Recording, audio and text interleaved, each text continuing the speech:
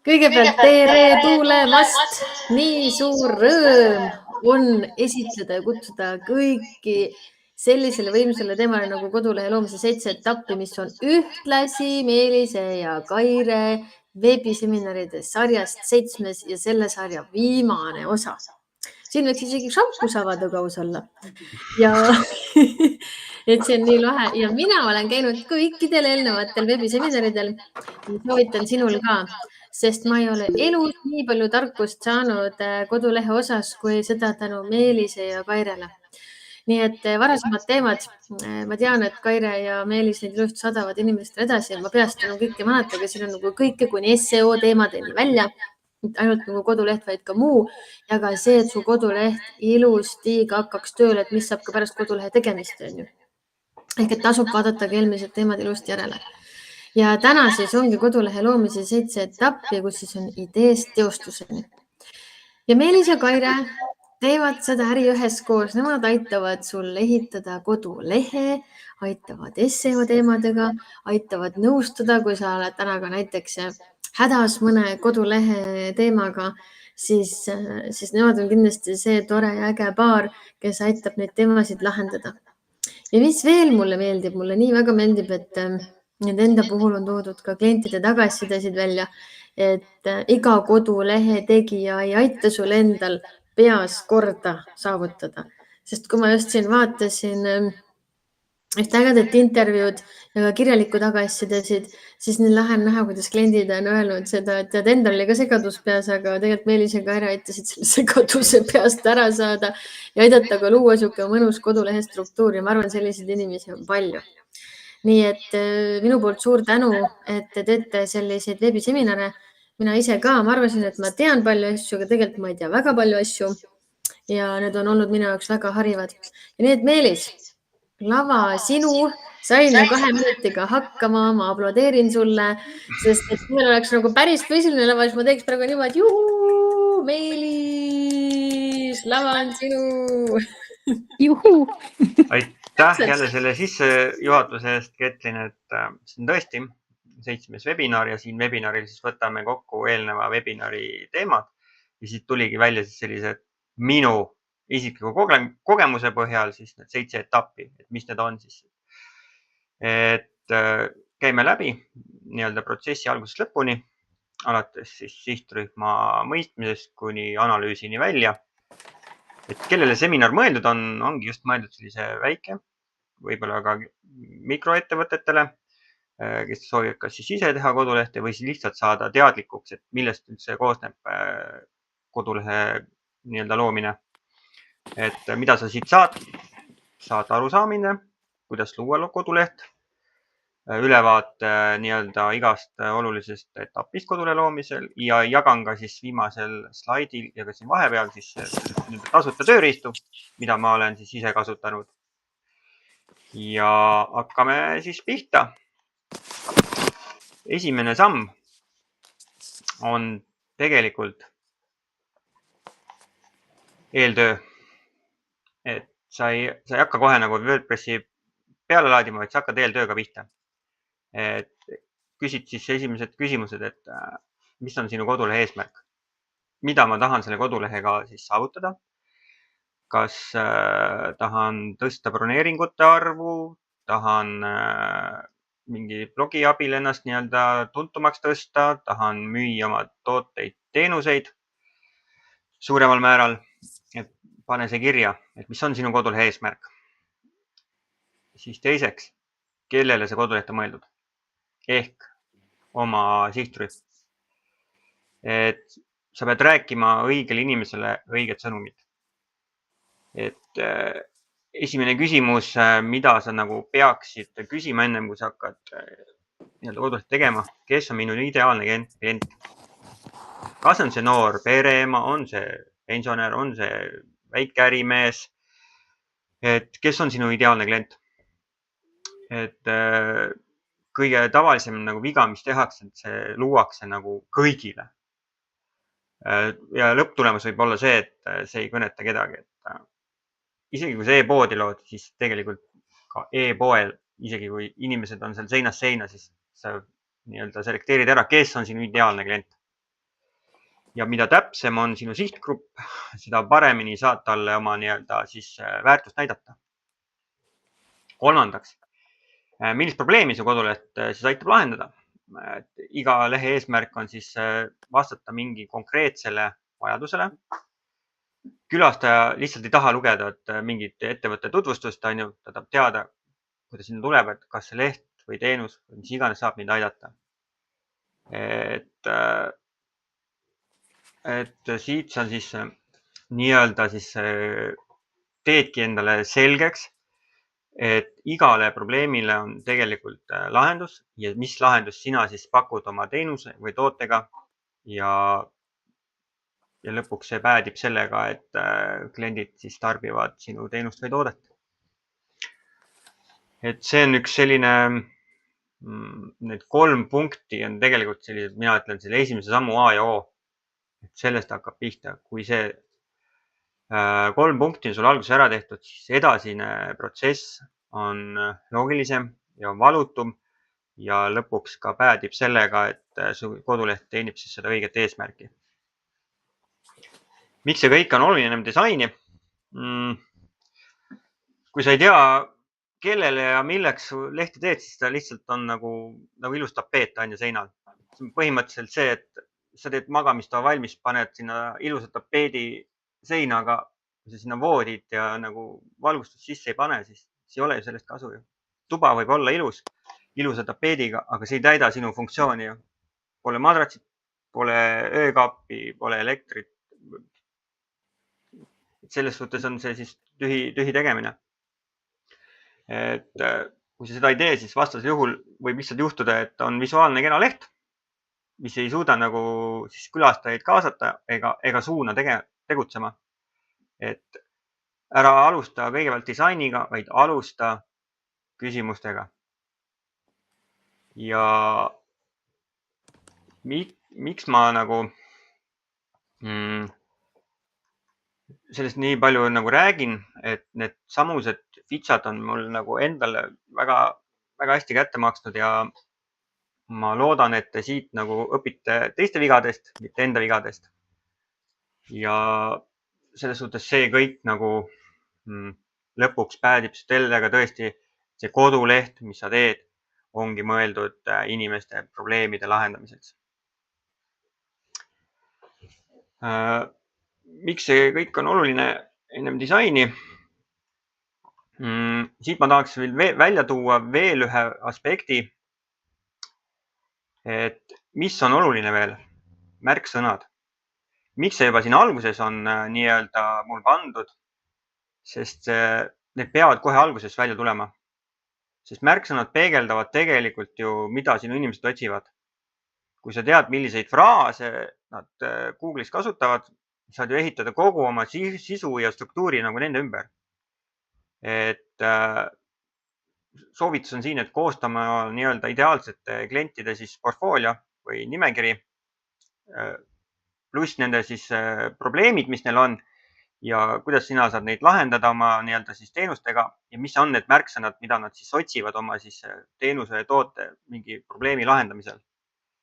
Et siin on nagu siis olemas sellised tasuta nii-öelda tööriistad, mida mina kasutan, ehk siis kõige suurem ja tasuta tööriist on Google. Et kui sa paned Google'i otsingusse lihtsalt sisse mingi märksõna, millega sa nagu, mis teenust sa pakud, näiteks kodulehte tegemine, siis vaata, mida inimesed seoses kodulehe tegemisega veel otsivad ja saad ka vaadata siis konkurentsi selle nii-öelda sõnaga. Et viimases slaidis on siis mul näidatud siis erinevaid tööriistu, mida saab kasutada. Et need on need 3 või isegi 4 siis punkti, mida siis tasuks enne kodulehe loomist nagu tegeleda. Nii teine samm, kui need asjad on sul tehtud, siis struktuur ja sisu planeerimine. Ehk siis millised lehed peaksid kodulehel olema. Et see ei ole lihtsalt, et avaleht, teenused, kontakt. See on tegelikult sinu ideaalse kliendi teekonna kaardistamine. Et mõtlema kliendi nii-öelda siis mõtteloogikale, et mida ta tahab teada kõigepealt, mis aitab tal viia järgmise sammuni, kas tal tekib vahepeal küsimusi. Tüüpiline võib-olla selline viga on see, et paneme kogu info siis ühte lehte ja üldse nagu alamlehti ei tee, et kui sul on, sa võidki teha neid landing page'e või on-page'erid, ega selles suhtes, kui sul ongi nagu a la üks teenus või üks toode, siis võib-olla ei olegi sul rohkemat vaja, aga see ongi see, et see koorub välja sellest, mida sul vaja on nendest esimesest 4 punktist, millest ma rääkisin. Et loo nagu selline sihitud ja loogiline struktuur. Näiteks, kui me arvestame ikkagi keskmisel kodulehel on selline 5-6 lehte, siis kindlasti avaleht, teenused, kontakt, meist, võib-olla ka siis teenustel veel alamteenused, et saaks nagu hiljem SEO-d sinna teha. Sellised sektsioonid nagu korduma kipuvad küsimused, kontakt, sellest rääkisime. Et pane see endale paika. Siis teiseks, et mida külastaja peab tegema, ehk siis call to action, ehk siis kutse tantsule, aga kutse tegevusele nupud, nimetame siis eesti keeli. Et see on üks kõige olulisemaid kohti lehel. See ütleb siis nii-öelda külastajale, mida nüüd vaja edasi teha on. Ilma selleta ta ju lihtsalt loeb ja kui tal ei ole mingit tegevust, mida saaks edasi teha, siis ta võib-olla lahkub. Et küsi endalt nagu siis iga nagu sisubloki, iga lehe kohta, et mis on järgmine samm. Ja koosta need siis call to action sellised ka nii-öelda selle tegevuse suunav siis nagu kiri, et näiteks broneeri tasuta kõne, vaata hinnakirja, küsi pakkumist, laadi alla juhend, broneeri tasuta konsultatsioon näiteks. Ja sellised tegevused, et call to action'id peavad siis ütlema, et millist tegevust siis nii-öelda klient peaks tegema.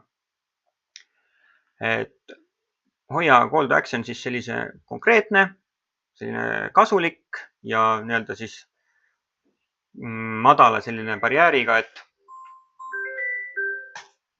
et mis viib nagu siis ehk sa ei suru peale nagu seda call to action'it. Osta nüüd kohe, muidu jääd ilma. Et ta peab olema selline toetav, suunav ja inimene tahab sinna peale vajutada. Et call to action peaks olema igal lehel, igas vaates. See tähendab siis nii mobiilis kui ka tahvlis. Ja kui need nagu tingimused on täidetud, siis on nagu suurem tõenäosus saada siis positiivset nii-öelda tegevust kliendi poolt. Aga miks planeerida ennem disaini? Sellepärast, et struktuur määrab ära, milline info tuleb kuhu ja kuidas inimene liigub lehel. Kui planeerid sisu enne kui disain, siis disain toetab nii-öelda kasutaja teekonda. Kui teed disaini enne, pead hiljem sisu nagu vägisi sinna nagu sisse suruma. Et kui sa võtadki sellise valmis disaini, mulle meeldib see, väga äge, nupud on väga äge see ja kui sa hakkad hiljem sinna sisu panema, siis sulle tundub, et see, mida sina pakud, see sõnum ei ühti selle disainiga ja siis tulebki see, et pudru ja kapsad, et kindlasti on olemas ka selliseid valmis disaini, kus sa saadki oma nii-öelda siis tekstid ja asjad kohe lisada. Aga ütlen ausalt, mina ei ole ühtegi valmis disaini sellist veel leidnud, et mis läheb nii-öelda siis kokku kliendi soovidega. Et soovitus, joonista kas või oma kodulehe struktuur paberil, ei pea kasutama mingeid fancy'sid AI nii-öelda tööriistu. Võta lihtsalt paber ja pliiats, võta üks A4, kuhu tuleb menüü, kuhu tuleb hiider, kuhu tuleb hero banner, kuhu tuleb tekstid, nupud, et sa saad selle nagu selles suhtes väga vabalt ise paika joonistada. Vaatle nagu kliendi nagu silmade läbi. Võid lasta ka AI joonistada nii-öelda piisava info, nagu talle ette söötas, et joonista mulle nii-öelda siis mingi valmis struktuur. Aga ka seal on teatud miinuskohad, et olen ise kokku puutunud, et ega see AI ikkagi ei joonista tervet lehte mulle nagu korrektselt, et ikkagi jääb sealt mingi sektsioon või mingisugune see on kas ei ole seal näha seda või puudub üldse, et pigem on see minu praktika, et paber ja pliiats.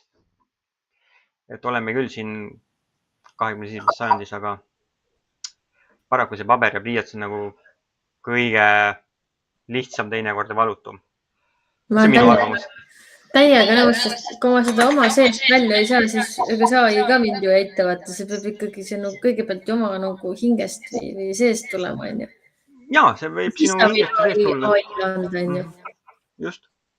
Et isegi, kui sa ei taha seda kodulehte luua, siis selles suhtes sa annadki agentuurile ja lihtsalt kirjeldad talle ära, mis sul kodulehel peab olema ja tema siis loob selle nii-öelda struktuuri või siis disaini nagu malli ette. Mulle hullult meeldiski, kui see üks klient, ma ei tea ta nimi praegu meelde, kus ta ütles ka, tegelikult ütles, mis ta tahab, aga teie aitasitegi tal nagu struktureerida, vaata.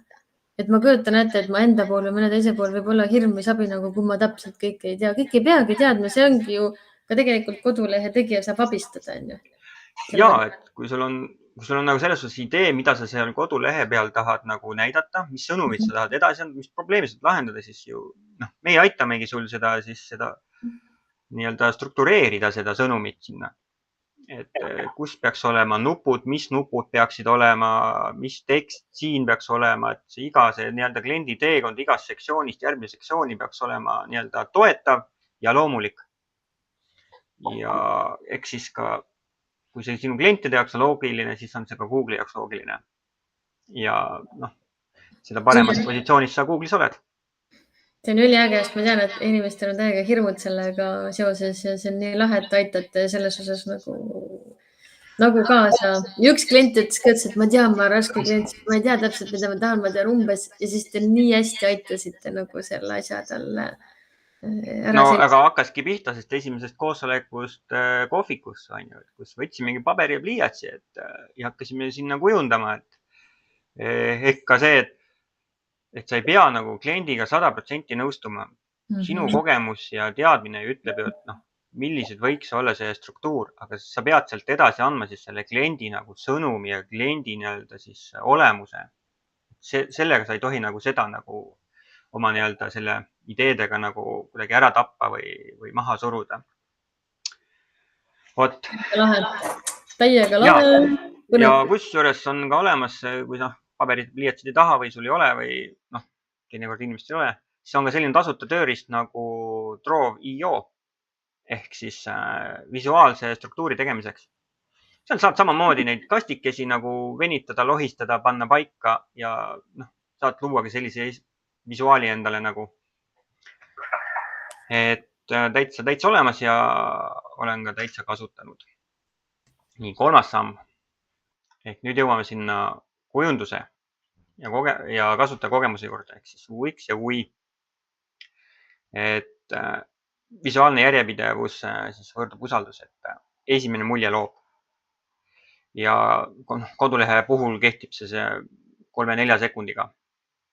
Kui leht tundub alguses ebaprofessionaalne või selline kärts ja mürts ja hüplev, eri stiilid, segane paigutus, erinevad fondid, erinevad värvid, siis nagu kaob usaldus, et külastaja peab tundma, et see on tõsiseltvõetav nagu ettevõte. Mina olen alati ütelnud, et vähem on rohkem, et võimalikult vähese nii-öelda tekstiga siis võimalikult palju nagu öelda. Tundub lihtne, aga teinekord väga keeruline teha nagu. Et visuaalne järjepidevus tähendab seda, et sul on ühtne värvipakett, lähtub siis sellest kliendist, brändist. 1 või 2 nii-öelda fondi perekonda, et sa kasutad 1 või 2 erinevat fondi stiili. Kujunduselemendid, nupud, kastid, ikoonid võiksid olla samas stiilis. Igale lehele siis ühtlane pealkirja hierarhia, ehk siis H1 on kõige olulisem, võiks olla kohe siis nii-öelda hero banneris, H2, H3. Et ma sealt nagu allapoole ei lähegi, et neid on ka H4, 5 ja 6, aga piirduks nende 3-ga nagu, et enne disaini loomist siis määra ära oma nii-öelda brändistiil, et toonid, typograafia, stiilid, et tee selle järgi nagu lihtne kujundus. See aitab sul või siis disaineril hoida nagu kogu lehe nii-öelda siis välimust nii-öelda siis professionaalse ja kooskõlas. Ja kui sa ei tea, siis vaata oma konkurentide lehte, vaata, mis seal lehtede juures sulle meeldib ja saad ka sealt nagu ideid siis, mida oma lehel kasutada. Siis loogiline liikumine ehk, sest hea disain ei ole ainult ilus, see peab olema ka mõistetav, see peab olema juhatav. Et siin ei tohiks tekkida nii-öelda kliendil muljet, et kuhu ma nüüd klikin või mis ma siit nüüd edasi teen. Scrollin üles, edasi-tagasi, vasakule, paremale, et see jääb segadusse. Et see peaks tähendama seda, et lehe alguses on kohe nagu mingi väärtuspakkumine. Kellele? Miks? Iga sektsioonil on loogiline järjekord. Kõigepealt ju huvi. Tekitad nii huvi, siis annad talle info, siis tekid talle usalduse ja siis annad talle tegevuse. Et menüüs selged nimetused, teenused, mida me teeme või tähendab, et mitte seda, mida me teeme, näiteks teenuste asemel siis mitte kasutada nagu teksti, mida me teeme, on ju. Ma tahan konkreetselt saada teenust, ma tahan konkreetselt saada kontakti, ma tahan konkreetselt saada, kes seda pakub mulle, ehk siis meist. Ja loogiline liikumise alla käib ka call to action ehk kutse tegevusele. Nähtavast siis igas vaates. Paljud panevad nii-öelda siis selle call to action'i nagu ainult lõppu, aga kui see näiteks on mobiil ja sa jäädki sinna kerima, otsid seda kontakti, et siis võib olla see, et võib-olla ei jõuagi sinna kontaktini või jääb sul see nii-öelda päring tegemata. Et eks see siis sõltubki sellest, milline on sinu kodulehe nii-öelda struktuur. Siis mobiilivaade ei ole lisand. Ehk see on standard tänapäeval. Et julgen väita, et siin 50-60% kogu veebilehe liiklusest tuleb ikkagi mobiilist. Oleneb muidugi valdkonnast. Et kui sinu koduleht ei tööta väikestel ekraanidel nagu hästi, nuppudel ei saa vajutada või tekst jookseb kokku või tekst on nagu luuletus, siis sa kaotad kohe külastajaid. Et mobiilivaade tähendab siis, et tekstid, nupud on piisavalt suured. Mina ütlen, et minimaalne teksti suurus võiks olla 16 pikslit, umbes sinna kanti. Nupu suurus selline 40-46 pikslit. Paigutus siis kohandub ehk responsive. Ehk siis ekraani suurusest olenevalt ta siis nii-öelda siis vastavalt sellele ennast nagu sätib. Ja leht laadib kiiresti. Ehk see tähendab optimeeritud pildid. Et kui on võimalik, siis optimeerida pilte. Ma saan aru teinekord, et tuleb teha selline valik kvaliteedi ja nii-öelda mahu vahel. Ehk see ongi siis vaja siis konkreetsel juhtumil otsa vaadata, et kui sul on ikka väga oluline, et see pilt nagu kõnetaks, siis mida rohkem seda nagu kokku pakid, seda rohkem kaotad seda nii-öelda kvaliteeti. Aga see kõik on nagu sätitav. Ja soovitus siia. Et ära alusta disainiga enne, kui sul on sisu ja struktuuriplaan olemas. Et tee selline lihtne visuaalne kuvand.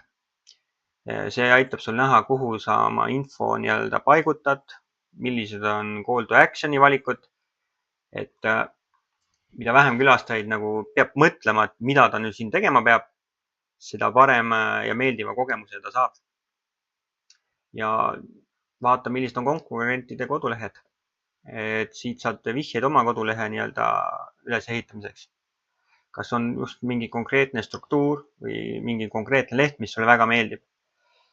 Et see on üks selline, ega sa ei kopi nagu seda üks ühele, vaid sa leiad sinna nii-öelda oma nii-öelda nüansi, mis sa teed teistmoodi või paremini.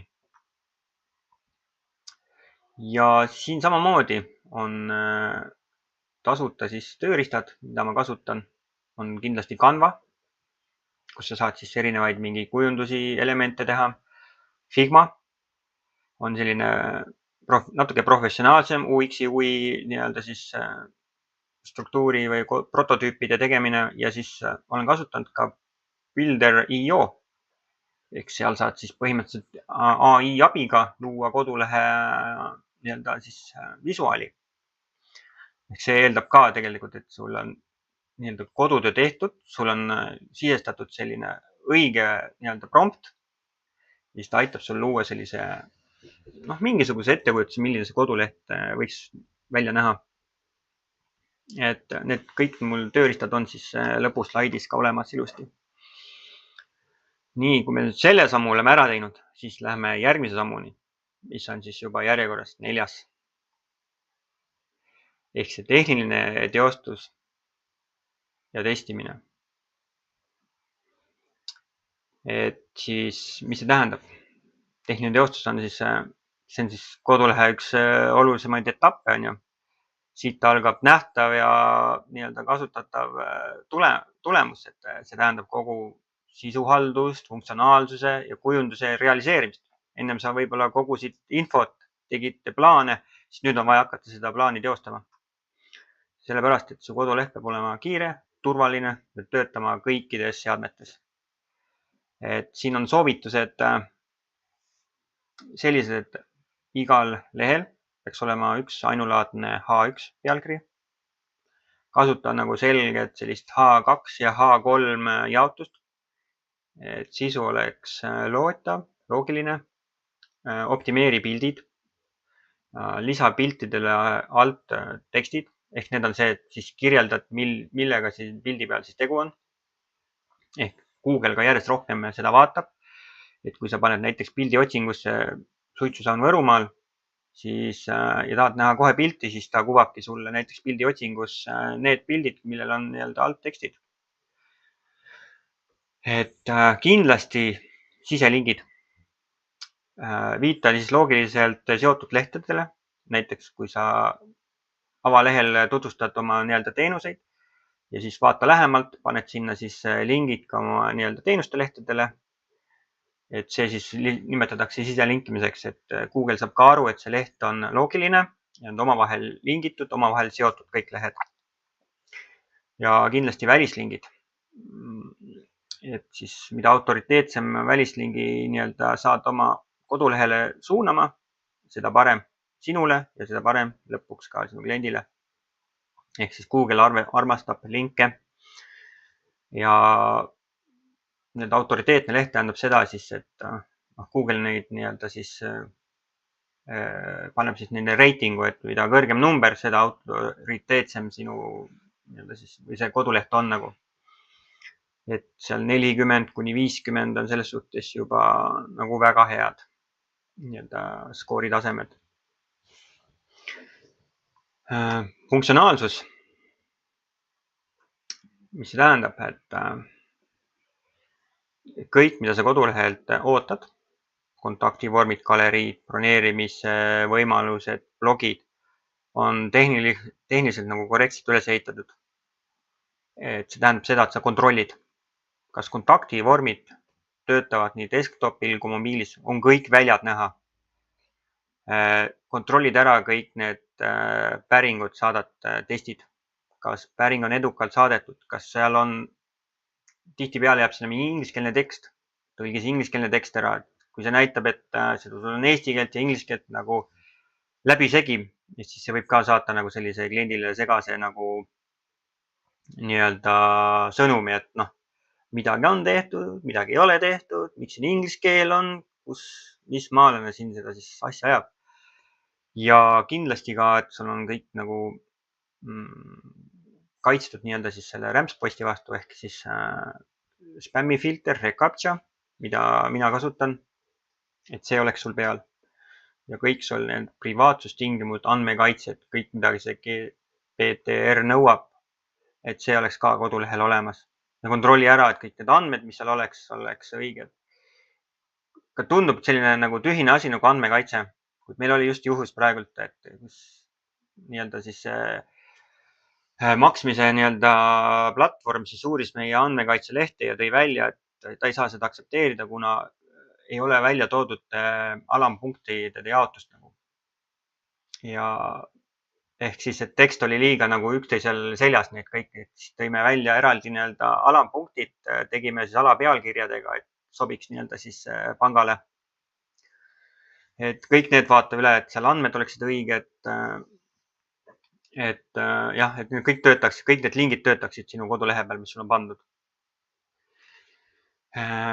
Samamoodi kõik töötaksid kalendrid, kalendri nähtavus mobiilis, automaatvastused, automaatkinnitused, võimalus muuta, broneerida tagasiulatuvalt, lihtne kasutajaliides, 1-2 kliki nii-öelda kaugusel, kontrolli üle blogid, kas pildid laevad, kas piltidele on lisatud alttekstid, kas kui kvaliteetsed need pildid seal galeriil on, kui sul on siin ikkagi väga ebakvaliteetne pilt, siis pigem ära pane seda. Siis vaata üle call to action'id. Kas su lehel on selged tegevuskutsed, broneerin, küsin hinnapakkumist, vaata teenust, kontrolli need kõik üle. Siis järgmine punkt siin on kiirus ja optimeerimine, ehk see on ka tegelikult kriitilise tähtsusega, nagu ma enne ütlesin, siis 3/4 sekundi jooksul otsustab klient, et kui leht ei lae ennast, siis ta lahkub sellest. Ja samuti hindab ka Google kiireid lehti nii-öelda kõrgemalt otsingu tulemustes. Suured pildid, liiga palju pluginaid või halvasti kirjutatud mingisugused koodid, asjad, need aegustavad lehte. Et eesmärk on optimeeritud ja kerge struktuur. Siis väga oluline on testimine enne avalikustamist. Et see on tegelikult selline kõige alahinnatumaid punkte minu meelest, et enne lehe avalikuks tegemist tuleb see läbi kontrollida erinevatest brauseritest, näiteks Chrome, Firefox, erinevatest seadmetest, mobiil, tahvel, arvuti. Kui ma alustasin seda nii-öelda kodulehe tegemise karjääri, siis see oli ka see, et kuigi testisid, siis ei testinud nii-öelda siis kõiki funktsioone kohe nagu ühe korraga ja ikka tekkis seal, et mingisugune link oli katki, kuskilt ei viinud ühe lehe pealt teise peale. Et selle saab tegelikult ennem kõik kodulehe nii-öelda siis avalikuks tegemist siis ära kontrollida. Tuleb veenduda, kõik töötab. Vormid, menüüd, sisulehed, kõik avab ilusti mobiilis sul tahvlis. Leht on turvaline, kasutab HTTPS-i. Et kui seda S-i seal lõpus ei ole, siis Google kuvab ka seda ebaturvalise lehena. Ja ta ka blokeerib neid juba. Et soovitus, et kas või koosta ennem avalikustamist nagu selline testnimekiri. Kontrollid erinevatest siis programmidesse oma kiirust, vaata mobiilivaade kindlasti üle, vaata, kas kõik lingid töötavad, kõik funktsioonid, kalendrid, broneerimissüsteemid töötavad. Ja võid ka näiteks oma mingi sõbrale või heale tuttavale, kuule, vaata sina ka üle oma koduleht ja las ta proovib, vaatab nii-öelda siis kõrval oleva pilguga, värske pilguga selle üle. Et siin saad nii-öelda siis neid nii-öelda oma häid tuttavaid ära kasutada. Siis tasuta tööriisad, mida ma olen kasutanud, on siis selline PageSpeed Insight,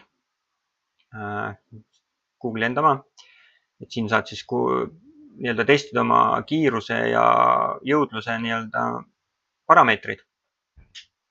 Et see on kõigile tasuta ja väga soovitan. Et teinekord on see, et võib-olla sa tead juba tulemust ja ei taha seda nagu saada kinnitust ja siis muudkui nagu lükkad edasi, et küll ta töötab, laivis on ju, Google näeb ju, aga mis seal tegelikult selle kodulehe sees toimub, siis tasuks nende programmidega proovida. Siis teine, mida ma olen kasutanud tööriist, on GTmetrix. Sealt saad ka samamoodi kiiruse ja laadimise nii-öelda detailne info. See on ka nagu tasuta, aga seal on nagu mingisugune proovimiste kord on nagu 6 või. Ja ta sul kõiki parameetreid ei kuva, kui see on nii-öelda, kui sul ei ole tasulist paketti. Aga sealt saad ka päris palju tegelikult infot, mida sul võib-olla alustaval või algaval nii-öelda kodulehe tegijal vaja on kätte. et need on sellised tööriistad, mida mina väga tihti ikka kasutan ja vaatan ja kontrollin. Siis samm 5. Et SEO nähtavus. SEO ei ole midagi sellist, mida ma hakkan hiljem tegema. See on tegelikult kodulehe loomise üks esimestest sammudest juba. Nagu ma eelnevalt mainisin, siis alustad nendest märksõnadest. Et Google, otsingumootor nagu Google peab aru saama, mis struktuur, sisu ja tehniline ülesehitus see kodulehel on.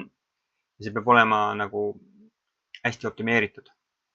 Et paljud ettevõtted hakkavad seda võib-olla alles hiljem tegema, kui avastavad, et nende leht on kuskil kirstus, ehk siis nagu Google'i teisel lehel, et pole näha kellegile.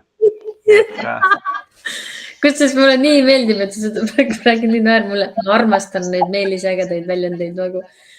Aga mulle nagu see, et SEO juba ennem, jälle keegi pole mulle seda kunagi rääkinud, et seda saab tegelikult juba hakata tegema kohe.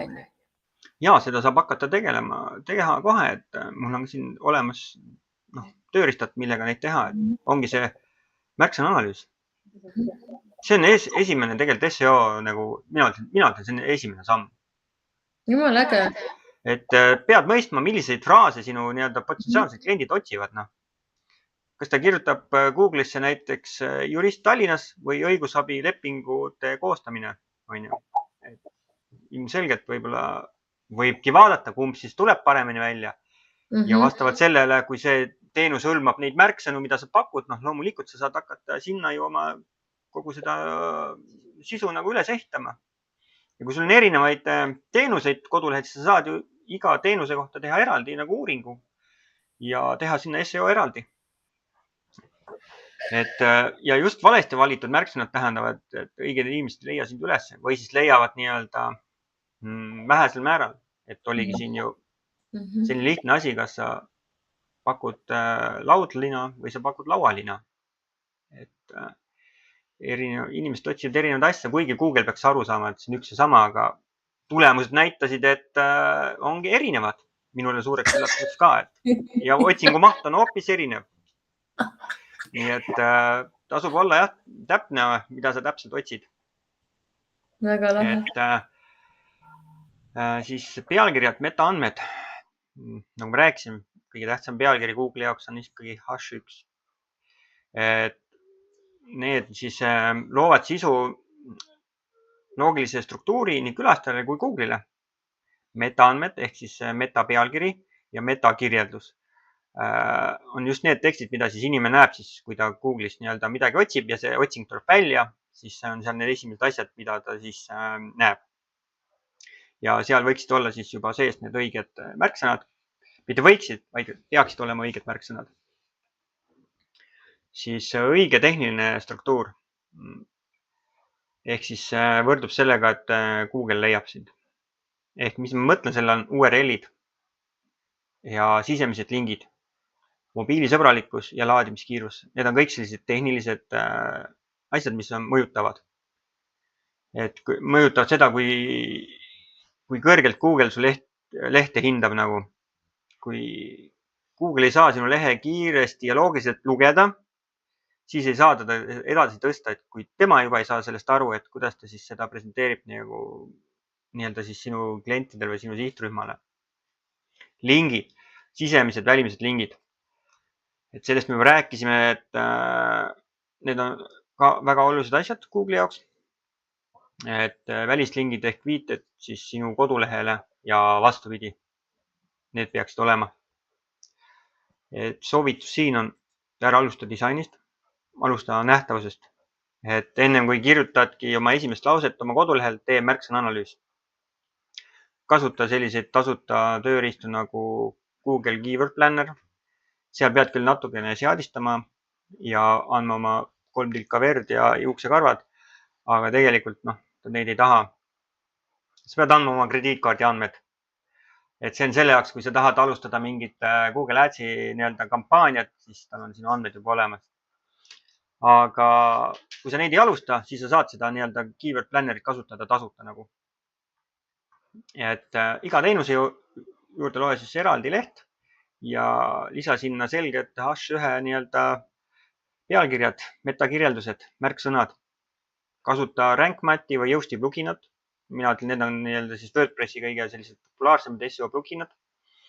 Mina kasutan isiklikult RankMatti ja tasuta tööriistad siin käisid läbi, et Google Keyword Planner, Google Search Console näiteks, kui sul hiljem on leht tehtud, et siis saad sealt ka nagu juba teatud infot nii-öelda oma märksõnade kohta, kas need töötavad, kas need toimivad, äkki peaks midagi muutma. Ja RankMatt ja Yoast ja üks selline tasuta veel on Screaming Frog, tasuta versioon. See näitab ka väga palju sellist tehnilisi parameetreid, mis sinu kodulehel siis on siis halvasti või siis on hästi. Et sealt saad ka, kui oskad välja lugeda, siis on väga hea. Nii, 6. samm, hooldus ja pidev arendus. See on nagu masin, auto. Et vajab ka ju pidevat hooldust ja tähelepanu. Et nii ka leht. Kui sa lehte ei uuenda, tekivad aja jooksul teatud probleemid, mis võivad mõjutada sinu turvalisust, funktsionaalsust ja ka usaldusväärsust. Et hooldamata koduleht võib aegseks järsku muutuda, ebastabiilseks või langeda isegi häkkerite rünnakute ohvriks. Et see on täitsa reaalne oht. Siin ka soovitus, et loo endale siis kas või hoolduskalender, et kõik kasutavad mingit Google'i kalendrit või iPhone'i kalendrit, et saad panna sinna kas või iga päev, sa ei pea panema iga kuu, näiteks kui sul lehel midagi toimub, pane kas või iga 3 kuu tagant selline märge, et koduleht on vaja ära hooldada. Kui sul on e-pood näiteks, siis see loomulikult peaks olema tihedamini. Või siis sõlmi vastava agentuuriga leping, et kes sinu kodulehe siis hooldab ja vaatab iga kord üle need sellised kitsaskohad seal. Et see nagu väike investeering hooldusesse säästab sind lõpuks nagu tulevikus suurematest nagu kuludest. Kliendid ja Google ootavad nagu asjakohast infot, et kui sa teed mingi kampaania ja see jääb sinu kodulehele näiteks tegin aastast 2023 kampaania ja see ikka on seal sinu esilehel, siis see nagu on punane rätik nii külastajatele ja ka Google'ile, et Google otsib selliseid aktiivseid, ajakohaseid veebilehti, et lehti näiteks, mida ei uuendata. Näiteks võib kaotada oma positsiooni otsingumootorist, kui sinna tekivad mingid kriitilised vead. Ehk siis ka Google saab sellest aru, et seal on mingi kriitilised vead ja see on ohtlik leht, et hoia oma koduleht siis nii-öelda hooldatud. Et kui sa lisadki sinna näiteks see ei tähenda seda, et sa pead hakkama iga nädal või iga kuu midagi postitama või midagi seal muutma, et kui sul näiteks uus blogiartikkel näiteks lisa see sinna, kui sul näiteks mingi korduma kippuv küsimus, mis sul tekib aja jooksul nagu klientide tagasisidest saades, lisa see sinna. Et see on ka nii-öelda lehe värskendamine ja see näitab Google'i, et sinu leht on nagu aktiivne. Et siin on ka tasuta tööriistad on WordFence, mis on plugin, mis hoiab sinu siis kodulehe turvalisena. Kasutan ise seda. Google Search Console jälle annab infot, et kas leht on Google'i jaoks leitav ja toob välja ka tehnilised probleemid. Ja siis mainitud nii-öelda see Screaming Frog. Et see on samamoodi siis selline programm, mis aitab välja tuua siis sinu lehe nii-öelda siis hetke seisu ja olukorda. Et kas seal on midagi katki, midagi vajab parandamist. Tegelikult koduleht on valmis, siis tegelikult ju töö alles algab, on ju. Et nüüd ongi see analüüsimine ja täiustamine. On oluline mõista, et kuidas külastajad lehte kasutavad. Millistel lehtel nad kõige kauem viibivad, kus nad lahkuvad, kas nad teevad sooritud ostu või tegevuse või broneerimise. Et kodulehe tulemuslikkust saab siis mõõta nagu mitmel viisil. Ehk sul on koduleht valmis, sul on ta ära lingitud nii-enda Google Analyticuga. Mina kasutan Google Analyticut. See aitab mõista, et kus need inimesed sinu lehele tulevad, millistest brauseritest nad tulevad, milliseid lehti nad külastavad, kui kaua nad seal on, kas ta oli suur või väike, vana või noor, peenike või mitte nii peenike. Et ka see on Google'il nagu, eks ta teab täpselt, et kes seal käivad. Ja hiljem sa saad näiteks, kui sa soovid näiteks teha Google Ads'e, siis Google juba teab, et kellele ta sinu nagu teenuseid suunama peab, kes on sinu sihtrühm. Sest kui sul on see Google Analytic peal, tema kogub neid andmeid ja hiljem saad sa suunata reklaami just nagu oma õigetele sihtrühmale. Aga see Google Ads on juba tasuline, aga sealt sa saad ise ka aimu, et vaadata, millised lehed on siis kõige populaarsemad. Kas inimesed tulevad kõige rohkem sisse mobiilist, kas nad tulevad sisse lauaarvutist ja vastavalt sellele saad sa ju oma kodulehti tuunida, vaadata üle, kas mobiilis kõik töötab laitmatult. Et see analüüs siis aitab teha sul andmepõhiseid otsuseid. Et selle asemel oletada, et mis töötab, mis ei tööta. Tegelikult on olemas tööriistad, mis ütlevad sulle, mis töötab ja mis ei tööta. Ehk siis samamoodi, ma just hakkan vaikselt juba kordama, et tasuta tööriistad on Google Analytic, PageSpeed, Insight ehk siis lehe kiiruse hindamine. Nii ma pean siin klikkima, Google Analytic. Et need tööriistad selles suhtes on korduvad, et neid saab kasutada nagu mitmeid funktsioone nagu täitma. Aga nad on hindamatud tööriistad, arvestades veel sellega, et nad on tasuta. Siis on PageSpeed Insight, sellest ma rääkisin, lehe kiiruse hindamine, jälle tasuta tööriist. Väga hea abiline, et hinnata, kui kiiresti sinu koduleht siis tegelikult avaneb. Ja Search Console. Samamoodi üks hindamatu abiline. Nii, 7 sammu põhimõtteliselt mungi teie ees olnud. Nüüd ma teen siis väikse kokkuvõtte, mis me siis teada saime. Et see ei ole nagu pelgalt selline tehniline ülesanne või selline ühekordne projekt. See on see, kas sinu koduleht vastab sihtrühma ootustele. Kas sellel lehel on loogiline struktuur? Kas disain on kaasaegne ja mobiilisõbralik? Kas sinu leht ilmub Google'is välja? Kas SEO on tehtud? Ja kas see toimib? Kas see on õigesti tehtud? Kas sa tead, palju inimesi tuleb sinu lehele, mida nad seal teevad?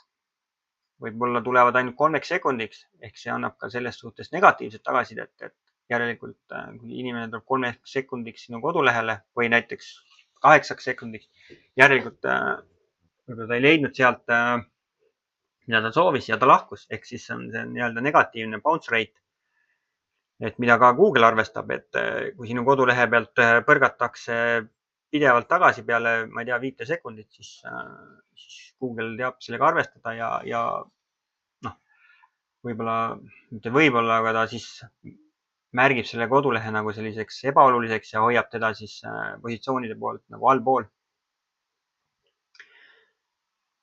Kas sul on olemas süsteem oma kodulehe haldamiseks, uuendamiseks? Et tee endale süsteem, märgi kas või kalendrisse ära, et millal peaks olema kodulehe uuendus ja vaata siis siis kõik need hoiatused, mida seal nagu kuvatakse, ja tee regulaarselt uuendusi ja samamoodi ka tee varukoopiaid.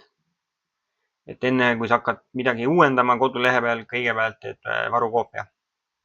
Ehk juhul, kui midagi ikkagi nii tuksis on, et siis on hiljem millega ka seda kodulehte elustada. Ja kui sa said nende küsimustele siin mõned eid, siis on aeg midagi ette võtta. Et võid mind ette võtta, et broneeri tasuta konsultatsioon ja vaatame sinu kodulehe üle. Teen oma tasuliste tööriistadega siis sinu kodulehel analüüsi. Vaatame kitsaskohad üle. See analüüs on iseenesest tasuta. Konsultatsioon sinuga on 30 minutit, on tasuta. Ja hiljem see SEO töö tegemine, siis see on siis teatud kokkulepitud summa eest. Aga kõike seda ennetavat tööd tasuks nagu teha ja siis konsulteerida minuga siis kalendris aeg. Ja siia lõppu panin ka kõik tööriistad, et mida ma siis kasutan. Neid on siin omajagu. Ma pidin siin maha võtma neid, et mahuks ühe slaidi peale ära. Ehk siis tegelikult on ka sihtgrupi mõistmine, et ma panin selle Google Formsi, sest meie ise kasutame seda, et kui sa hakkad nagu kodulehte looma, siis võid ka saata näiteks oma sihtrühmale, kui sa tead, et need inimesed on sinu sihtrühm, saada neile vorm oma küsimustega. Täidavad ära, sa saad sealt infot. Google, mida inimesed otsivad, ehk samamoodi, et kõige lihtsam ja odavam viis on hakka Google'i brauserisse sisse toksima neid sõnu. Sealt näed ära, sealt annab ka sulle ju rohkemate valikutega neid sõnu. Et näiteks kui sa otsid, ma ei tea, diivan, siis ta ju annab sulle selline igavesed valikuid, et diivan soodsalt, 3-kohaline diivan, 2-kohaline diivan. Ja sealt sa saad ka nagu aimu, milliseid märksõnu nagu inimesed otsivad.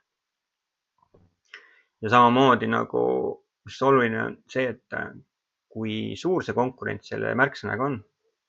Et kui sa võtad diivan, siis on väga raske sul selle ühe märksõnaga nagu Google'is ette saada, sellepärast, et meil on siin suured ju poeketid, kõik, kes on nagu eesotsas, et võib-olla saadki teha siis sellise täpsema sihtimise oma sihtrühmale, et näiteks kunstnahaga diivan või diivan noortele või et jah, ja siin ma panin ka, millest ma tahtsin jagada, on see Ahrefs extension ja Keyword Surfer. Need on sellised extensionid, sa on tasuta tõmmata, sa saad panna sinna oma brauseri üles tööribale ja sellega saad sa siis testida siis ka erinevaid märksõnu ja saad testida ka näiteks selle kodulehte, näiteks kui sulle mingi koduleht meeldib või mis on sinu konkurents, võtad selle URL-i lahti, vajutad seda Ahrefsi ja ta annab sulle siis selline siis tehnilised parameetrid, mis selle kodulehel on siis. Kas seal on metad olemas, kas seal on olemas H1, kas seal on title'id, description'id on olemas. Ja siis sa näed ära, et milliseid metasid tema seal kasutab. See on jälle väikeseks nagu siis indikaatoriks sulle, väikeseks majakaks, et kuhu poole nagu liikuda. Ja kindlasti struktuur ja sisu planeerimine, paber ja pliiats. Kõige võimsam tööriist meie vaimses maailmas. Jah, et mul on ka siin olemas. Paber ja pliiats. Ja siis on muud sellised tööriistad, mis siis tulevad koos teie slaidiga kaasa. Saate neid siis ise vaadata. Need on minu enda olen ise kasutanud ja soovitan ka teistele kasutada. Aga mina tänan ja ma tänan kõiki, kes siin kohale tulevad ja kes järgi vaatavad. Et see on olnud minu jaoks ka üks avastamisperiood sellel kodulehega. Sellepärast, et olen alustanud neid ämbreid, kolistanud siin omajagu. Ja miks mitte siis seda jagada koos teiega, et teie saaksite neid vältida. Saaksite asju teha kohe algusest peale õiges järjekorras. Siis see hoiab kokku lõpuks teie aega, närve ja kindlasti ka raha. Ma tahan samuti tänada oma abikast, et kes on need siis minu isiklik AI, kes on need siis slaidid siin kõik koostanud. Ja suureks abis siin tehnilise poole pealt ja ma tahaks tänada ka Ketlinit, kes üldse selle projekti nagu siin ellu kutsus ja mind siia tanki pani. Olen tavaline Võrumaa poiss, maapoiss, kes harjunud paljajalu muru peal kõndima ja puu otsas ronima ja siis tegema selliseid asju siin, nagu ma praegu teen. Aga mulle meeldib see, mida ma teen ja ma tahan teid ka nagu, teie saaksite ka sellest minu arengust osa. Nii et aitäh teile. Aitäh, Meelis.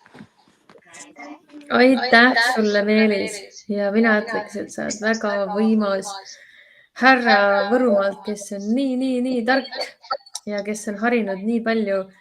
Ja mina olen selle veebiseminariga õppinud nii palju juurde ja see on lihtsalt uskumatu. Mul on jälle nagu 2 A4 täis, iga kord on mul täis.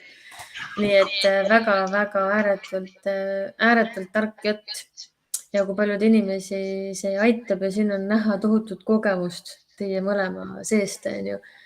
Et see kogemus ongi see, mis maksab ja tänu sellele ma saan täna targem klient olla ju. Palju targem klient olla, sest ma nüüd ka tean ja mina joonistan ka oma kodulehe struktuuri ilusasti nüüd paberi peale ja see mulle meeldib ja mina ka nii täna, ma täiega olen nautinud seda 7 veebiseminari nagu täiega. Et aitäh! Ja mina ka tänan, et ma veel tahaks mainida, et mitte ainult teie ei ole seda õppinud siin nendest webinaarist, ma ise olen ka nagu saanud targemaks ja ma õpin samamoodi nende pealt. Ja eks neid kolistamisi või neid tuleb ka veel ette ja on tulnud. Aga see ongi see, et tõuseme püsti, lööme tolmu maha, saame targemaks, oleme tänulikud nende õppetundide eest ja saame järjest paremaks. Nii et ma tänan kõiki ja ega ma nüüd võõraks ei jää, aga sellises mahus hetkel siis webinari ma ei tee, et tulevad sellised sutsakad, aga jälgige mind ja minu tegemisi ja näeme varsti.